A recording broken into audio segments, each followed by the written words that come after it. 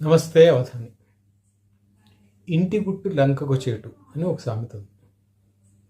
ఇది విభీషణుడు లంకలో ఉన్న పరిస్థితుల్ని, రావణుడికున్న బలహీనతల్ని, రావణుడు ఎలాగ పోతాడు అనే విషయాన్ని బయటపెట్టి లంకకి చేటు చేశాడు అనే నేపథ్యంలో ఈ సామెత వాడుకలోకి వచ్చింది.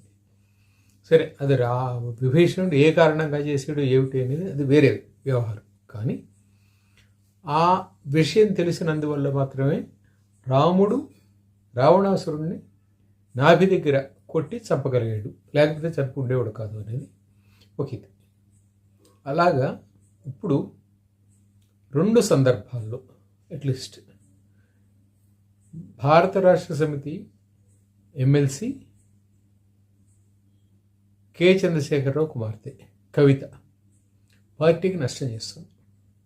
ఆమె చెప్పినవి వాస్తవాలు అయి ఉండొచ్చు, ఆమె చెప్పింది అవాస్తవం నేను అంటాను.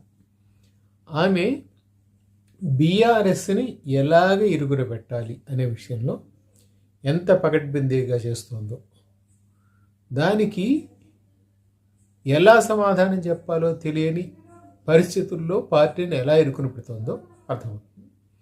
ఇవాళ కరీంనగర్లో ఆమె తన పర్యటనలో భాగంగా మీడియాతో మాట్లాడుతూ ఒకసారి చెప్పారు, ఈ ఫోన్ ట్యాపింగు అది వింటే నాకు కడుపులో దేవేసినట్టయింది, బావ టెలిఫోన్ కూడా ట్యాప్ చేశారు అనేది ఆమె చెప్తున్నది. అంటే బావ టెలిఫోన్ అంటే ఎవరు? తన భర్త అనిల్.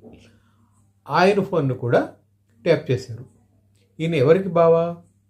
కేటీ రామారావు బావ. సో ఆమె టార్గెట్ అంతా కూడా ఇప్పుడు రెండోసారి టార్గెట్ అంతా కూడా కేటీ రామారావు పార్టీ కార్యనిర్వాహక అధ్యక్షుడు అతన్ని టార్గెట్ చేసింది. అంతకు ముందు కూడా అతన్ని మాట్లాడింది. కానీ ఒక సందర్భంలో ప్రెస్ కాన్ఫరెన్స్లో మాట్లాడుతున్నప్పుడు కాళేశ్వరంలో జరిగిన అవినీతి మీద మాట్లాడినప్పుడు షీ టార్గెటెడ్ ఇది అప్పటి మాజీ ఆర్థిక మంత్రి, ఇరిగేషన్ శాఖ మంత్రి హరీష్ రావుని, అట్లాగే రాజ్యసభ సభ్యుడు సంతోష్ని, వాళ్ళిద్దరిని టార్గెట్ చేసింది అప్పట్లో.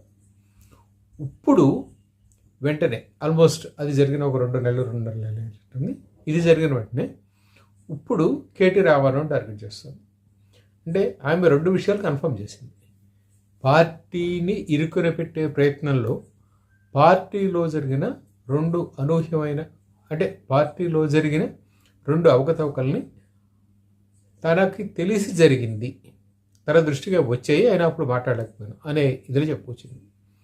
మొదటిదేమో కాళేశ్వరంలో డబ్బులు చాలా తిన్నారు, అది కేసీఆర్కి తెలియకుండా